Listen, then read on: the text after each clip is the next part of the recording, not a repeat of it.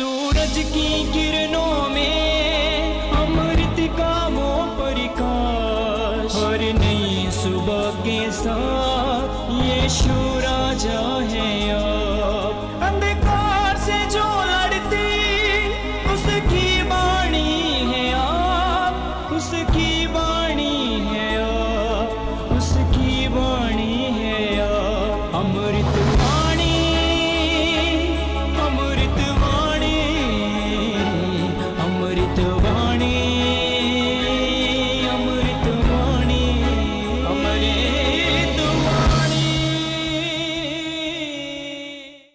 पहला पाठ नबी ईसायास का ग्रंथ अध्याय 8 पद संख्या 23, अध्याय 9 पद संख्या 3। प्रभु ने भूतकाल में जबूलून तथा नेफ्तालीम के प्रांतों को अपमानित होने दिया है, किंतु भविष्य में वह यरदन के उस पार समुद्र के पथ को गैर यहूदियों की गलीलियां को महिमा प्रदान करेगा। अंधकार में भटकने वालों ने एक महती ज्योति देखी है। अंधकारमय प्रदेश में रहने वालों पर ज्योति का उदय हुआ है। तूने उन लोगों को आनंद और उल्लास प्रदान किया है।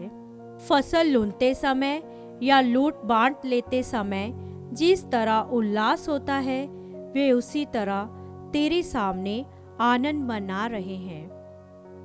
उन पर खड़ा हुआ भारी जुआ, उनके कंधों पर लटकने वाली बहंगी, उन पर अत्याचार करने वालों का डंडा, यह सब तूने तोड़ डाला है, जैसा कि मिद्यान के दिन हुआ था। यह प्रभु की वाणी है। ईश्वर को धन्यवाद।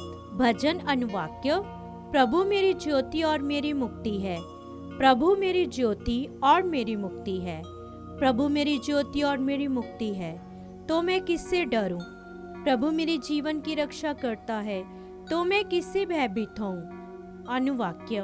प्रभु मेरी ज्योति और मेरी मुक्ति है। मैं प्रभु से यही प्रार्थना करता रहा कि मैं जीवन भर प्रभु के घर में निवास करूं और प्रभु का मधुर छत्र छाया में रहकर उसके मंदिर में मनन करूं। अनुवाक्य। प्रभु मेरी ज्योति और मेरी मुक्ति है। मुझे विश्वास है कि मैं इस जीवन में प्रभु की भलाई को देख पाऊंगा। प्रभु पर भरोसा रखो, दृढ़ रहो और प्रभु पर भरोसा रखो। अनुवाक्य। प्रभु मेरी ज्योति और मेरी मुक्ति है। दूसरा पाठ कुरिन्थियों के नाम संत पौलुस का पहला पत्र अध्याय 1 पद संख्या 10 से 13 और 17 तक। भाइयों, हमारे प्रभु यीशु मसीह के नाम पर मैं आप लोगों से यह अनुरोध करता हूँ, आप लोग एक मत होकर दलबंदी से दूर रहें।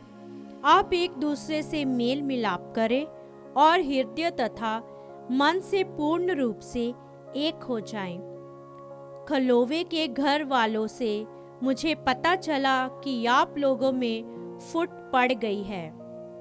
मेरे कहने का तात्पर्य यह है कि आप में से कोई कहता है मैं पौलुस का हूँ, कोई कहता है मैं तो अपोलो का हूँ, तीसरा कहता है मैं कैफस का हूँ और कोई कहता है मैं तो मसीह का हूँ। क्या मसीह खंड खंड हो गए हैं?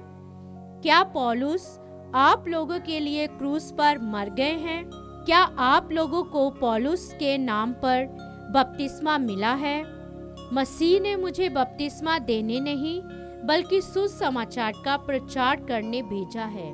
मैंने इस कार्य में अलंकृत भाषा का उपयोग नहीं किया, जिससे मसीह के क्रूस के संदेश का प्रभाव फीका ना पड़ जाए। यह प्रभु की वाणी है। ईश्वर को धन्यवाद। जय घोष। यीशु ने सुसमाचार का प्रचार किया और लोगों की हर तरह की बीमारी दूर कर दी। हालेलुया। संत मत्ती के अनुसार पवित्र सुसमाचार अध्याय 4 पद संख्या 12 से 23 तक। यीशु ने जब ये सुना कि यूहन्ना गिरफ्तार हो गया है, तो वह गलीलियां चले गए। वह नासरत नगर को छोड़कर जबूलून और नेफ्तलीम के प्रांत में समुद्र के किनारे बसे हुए कफरनाहुम नगर में रहने लगे। इस तरह नबी ईसाई का ये कथन पूरा हुआ।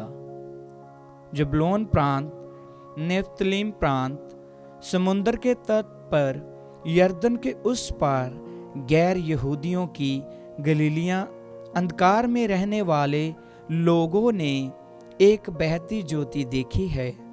मृत्यु के अंधकारमय प्रदेश में रहने वालों पर ज्योति का उदय हुआ है। उस समय से यीशु ये कहकर उपदेश देने लगे, पश्चाताप करो, स्वर्ग का राज्य निकट आ गया है। गलीलियों के समुद्र के किनारे पर टहलते हुए यीशु ने दो भाइयों को देखा। शिमोन जो पेतरुस कहलाता है और उनके भाई अंद्रयास को। वह समुद्र में जाल डाल रहे थे क्योंकि वह मछुए थे। यीशु ने उनसे कहा, मेरे पीछे चले आओ, मैं तुम्हें मनुष्यों के मछुए बनाऊंगा। वह तुरंत अपने जाल छोड़कर उनके पीछे हो लिए।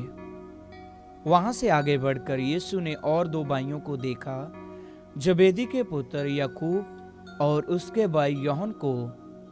वह अपने पिता जबेदी के साथ नाव में अपने जाल मरम्मत कर रहे थे। यीशु ने उन्हें बुलाया। वह तुरंत नाव और अपने पिता को छोड़कर उनके पीछे हो लिए। यीशु अपने सभागृहों में शिक्षा देते, राज्य के सुसमाचार का प्रचार करते और लोगों को हर तरह की बीमारी और निर्बलता को दूर करते सारी गलीलिया में घूमते रहते थे। प्रभु का सुसमाचार। ख्रीस्त की जय।